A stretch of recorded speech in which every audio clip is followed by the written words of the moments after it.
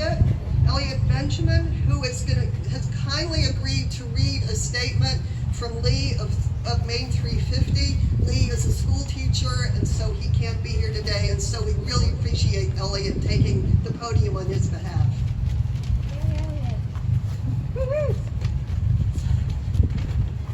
So this is a statement from Lee Chisholm.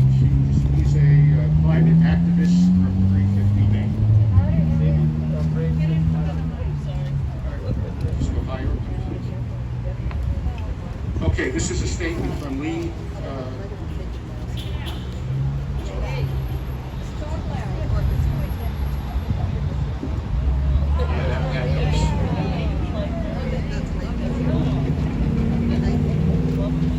Okay, is this a little better? Yeah. Okay, let me start again.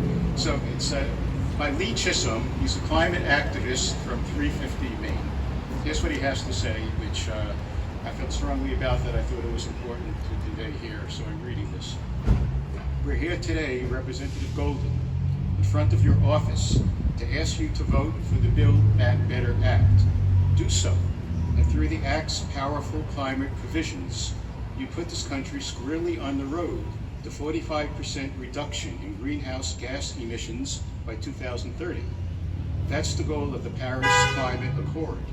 That's the goal of the IPCC report. That's the way to stay within a 1.5 degree temperature rise and thereby avert worldwide climate catastrophe. Astonishingly, the Build Back Better Act would be the first real climate legislation Congress has ever passed. It has certainly not lacked for opportunities. Think about it.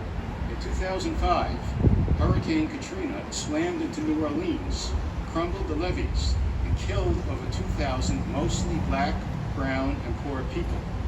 That was an opportunity. Congress did nothing. In 2012, Hurricane Sandy shut out the lights in lower Manhattan, engulfed the subway tunnels, and devastated whole neighborhoods in New York and New Jersey with massive flooding. That was an opportunity. Congress did nothing. In 2017, Hurricane Harvey dumped 4 feet of rain in parts of Texas. 4 feet. That was an opportunity. Congress did nothing. The list could go on. Wildfires, floods, massive hail and windstorms, tornadoes, hurricanes, droughts, deep freezes. There have been over 200 climate-related disasters, costing more than $1 billion each in damage since Hurricane Katrina's year, 2005. That's easily 200 opportunities to do something. Congress hasn't done anything. We've just completed the hottest summer ever recorded in the United States. The last full year before that, 2020, witnessed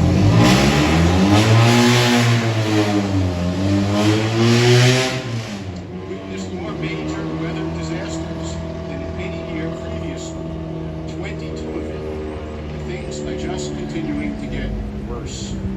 This past June, 1 billion intertidal sea creatures perished in the sun at low tide during the unheard-of Pacific Northwest heat wave, which also killed hundreds of human beings. In August, people drowned in their basement apartments during flash floods in New York City. A first-ever official water shortage was declared last month by federal regulators in the Colorado River, where water levels in the country's biggest reservoir, Lake Mead, are down 140 feet.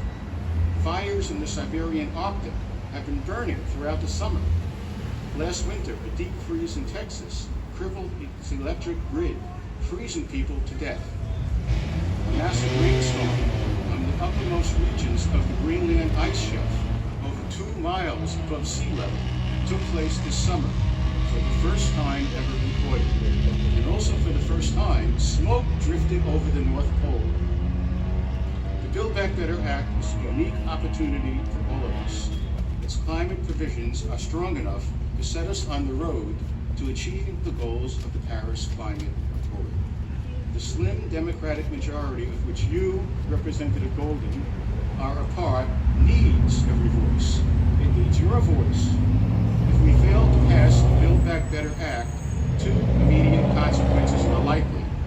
First, at the COP26 Climate Conference, set to take place this November in Glasgow, a vitally significant conference that has been called humanity's last best hope, we believe the nations of the world are looking at the United States and thinking, well, you didn't do anything to save the world's climate.